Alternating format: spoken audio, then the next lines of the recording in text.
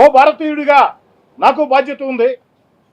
నరేంద్ర మోడీ గారు సాధారణ ప్రజల్ని, మమ్మల్ని ప్రాణాలు ఇవ్వండి అని అడగటంలే, చిన్న చిన్న త్యాగాలు కొంతకాలం పాటు, ఓ ఏడాది పాటు బంగారం కొనవద్దు, ఓ ఏడాది పాటు విదేశీ టూర్లు వద్దు, ఓ ఏడాది పాటు ఇంధన పొదుపు చర్యలు పాటించండి. భవిష్యత్తులో కూడా నేను ముందు చూపుతో పెట్టినటువంటి ఏదైతే సూర్యఘర్ పథకం ఉందో, ఏదైతే ఆ యొక్క మనకి ప్రత్యామ్నాయం పెట్రోల్కి ఆయిల్కి ప్రత్యామ్నాయ మార్గాల్ని మనం ఎంచుకుందాం, ఆ రకంగా ముందుకు సాగుదాం. దీనికి ప్రజల సహకారం కావాలని పిలుపునిచ్చారు. దీనిలో తప్పే ఉంది. మరి భారతదేశంలోని ప్రతిపక్షాలు ఒక్క మాటలో చెప్పాలంటే నరేంద్ర మోడీ గారిని, చంద్రబాబు నాయుడు గారిని విమర్శించే ప్రతిపక్షాలని దారి తప్పిన ప్రతిపక్షాలుగానే భావిస్తున్నా.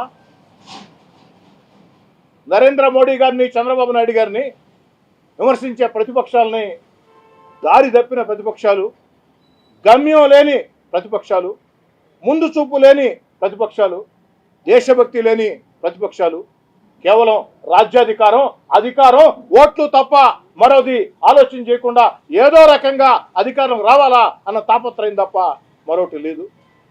దయచేసి ఆ ప్రతిపక్షాలకు కూడా నేను పిలుపునిస్తూ ఉన్నా, దయచేసి ఈ విషయంలో రాజకీయ వివాదాలు వద్దు. ఒక చక్కటి సందేశాన్ని ఈ దేశ ప్రధానమంత్రి ఇచ్చారు, ఒక చక్కటి నిర్ణయాన్ని చంద్రబాబు నాయుడు గారు తీసుకున్నారు. అందరం కలిసి పనిచేద్దాం. ఎన్నికలు వచ్చిన వేళ ఎవరికి నచ్చిన పార్టీకి వారు ఓటేసుకుంటారు, ఎవరికి నచ్చిన వ్యక్తికి వారు ఓటేసుకుంటారు.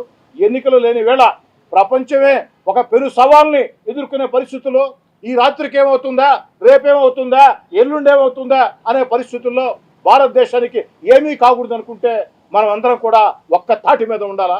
కాబట్టి కులాలు, మతాలు వేరైనా, పార్టీలు వేరైనా, ప్రాంతాలు వేరైనా, వర్గాలు వేరైనా, ముందు నేను భారతీయుడిని, ఈ దేశంలో పుట్టిన భారతీయుడిని అన్న భావన ప్రజల్లో వచ్చే విధంగా అన్ని రాజకీయ పార్టీలు పనిచేస్తేనే ప్రజలు ఆ యొక్క నరేంద్ర మోడీ గారి, చంద్రబాబు గారి వ్యతిరేక ప్రతిపక్షాలని కనీసపాటి గౌరవిస్తారు. అలా కాకుంటే ప్రజల ఆగ్రహాల్లో మీరు కొట్టుకుపోతారు. కాబట్టి ఈ దేశంలో నరేంద్ర మోడీ గారిని, చంద్రబాబు గారిని కారణం లేకుండా ఉచ్చ నీచాలు మరిచి విమర్శించే ప్రతిపక్ష నాయకులారా, దారి తప్పిన, గమ్యం లేని, భవిష్యత్ తెలియని ప్రతిపక్షాలుగా మీరు మిగలవద్దు. జనజీవన స్రవంతిలో కలవండి. ప్రజల ఆకాంక్షలకి, ప్రజల గుండె చప్పుళ్ళకి అనుగుణంగా రాజకీయాలు చేయండి. దేశ ప్రధానమంత్రి ఖచ్చితంగా ఆయన కూడా ఢిల్లీలో ఉండాలా, ఆయన కూడా సైకిల్లో తిరగాల, ఆయన ఈ మోటార్ సైకిల్లో పోవాలంటే ఎలా సాధ్యం అవుతుంది? ఇప్పుడు మోడీ గారు విహారయాత్రకు పోలా, అదే నరేంద్ర మోడీ గారు విహారయాత్రకు పోతే మొట్టమొదట మీకంటే ముందు నేను ప్రశ్నిస్తా నరేంద్ర మోడీ గారు ప్రస్తుతం ఉండే పరిస్థితుల్లో భారతదేశాన్ని మేలు చేసేదానికి కొన్ని దేశాలతో చర్చలు జరగాలంటే మనలో పోవాల్సి దేనికోసం? అది విహారయాత్ర కాదు, ఈ దేశం కోసం చేసేది.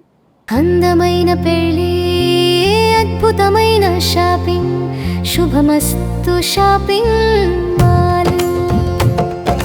సంబరాల పెళ్లి, సంతోషమైన షాపింగ్, శుభమస్తు షాపింగ్ మాల్. ఇంట్లో పెళ్లి అంటే ఆనందం, సంబరం, ఇంకా చాలా షాపింగ్. వధువు పట్టు చీరల నుండి వరుడు శర్వాణీల వరకు, అమ్మా నాన్నల డ్రెస్సుల నుండి పిల్లల ఫ్యాషన్ వరకు, పెళ్లికి కావలసిన ప్రతి ఒక్కరి డ్రెస్సులు ఒకే చోట మన శుభమస్తు షాపింగ్ మాల్ లో. ట్రెడిషనల్ అండ్ మోడర్న్ కలెక్షన్స్, ఇలా మొత్తం ఫ్యామిలీ కోసం. శుభమస్తు shopping mall, VRC centre, Nellore.